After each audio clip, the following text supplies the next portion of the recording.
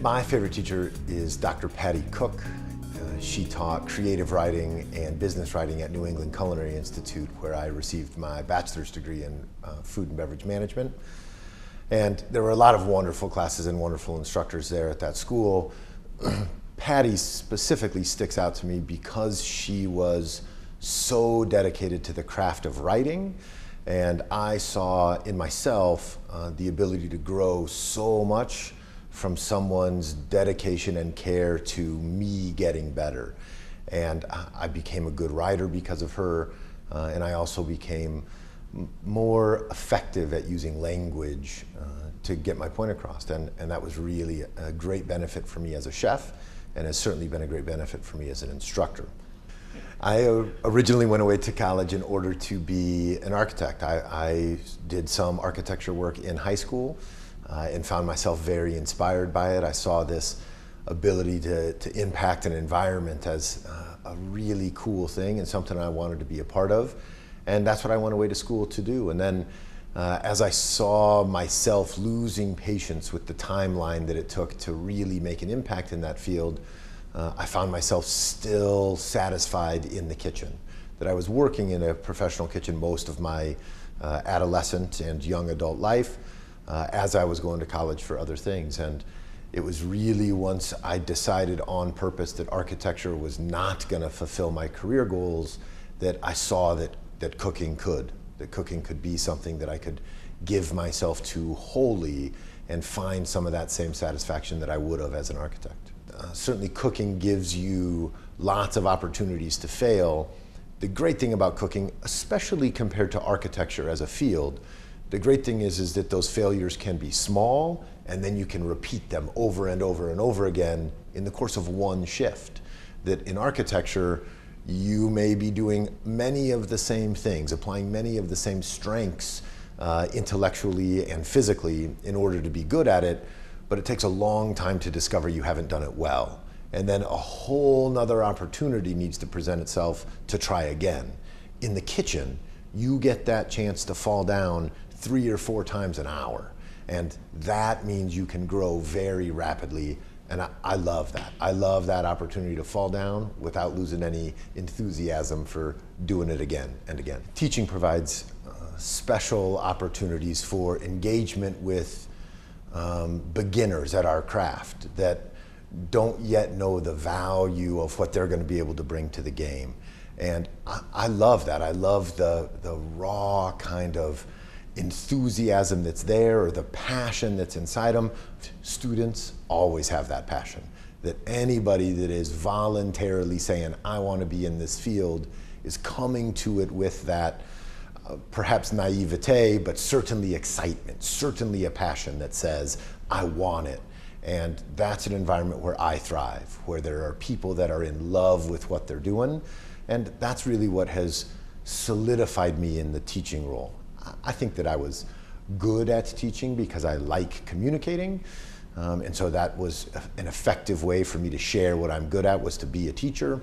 But I've really fallen in love with it for the long term because there's always that positive, fresh, new energy that comes from students. I hope that what a student really gets from me is a good, high-powered mirror. I hope that a student gets to say, what I learned by having time with Brian is who I am and what I'm good at. And if that's really the power I can bring to this, I really hope that I do. That students know more about themselves, their craft, our industry, because of their relationship with me, then I have succeeded. I don't think that they're going to say, ooh, that any one student would agree with another student that Brian was really strict or really loose or really those things, because I'm different for every student that I'm in contact with, because students all come from somewhere else and have different desires. I want to end up being able to appeal to each of them at wherever they're at and whatever they're bringing.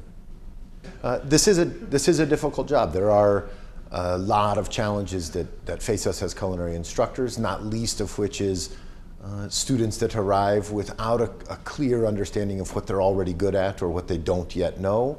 I don't think that's true just inside culinary arts and hospitality. I think that's true in every field, that people become enthusiastic for one reason that may or may not be related to what it takes to be successful inside that field. In our field, the great thing is that even if you determine that you're not going to do this as a professional, there's still value in having gained the training and education related to being better at this craft. That in some cases, fields that we even teach here at Metro, they're so specific to their career area that if you journey down that path for a year and then decide it's not for you, you may not have gained an essential life skill out of it. But we're teaching both. We're preparing you for industry, but even if you decide against joining this field and doing this as a professional, you've become a better cook. And when you're a better cook, you can have a better life. Because once you decide you've got the chance to create for yourself your sustenance, you have a real opportunity to be in charge of what's good and bad for you. Certainly, I think there is some joy in seeing that I've had a positive impact on a student. I do love it. I think that anybody that's in the hospitality field is a little flattery driven, right? That we want to see the impact of our actions on others, and I am no exception to that rule. But the time I feel the best is when I see in a student their own recognition that it's their strength and their ability that has caused them to be successful. That we do a lot of stuff in our program where we tell a student to do exactly as we say, right? To not think on their own, to do it by the script. And then we start to let go of those reins a little bit and let the students run on their own. And once they get towards the end of our program and even out into industry for the first year or two of their career, they start to recognize the power of their own strength, that they have developed themselves as solid leaders, solid cooks, solid teammates. And once they see that strength in themselves, that they have the power to make those impacts, and it's not about what we gave them, but what they developed in themselves, that's what makes me feel the best as a teacher. Because I know that I can't answer questions for the rest of somebody's life. It's not possible.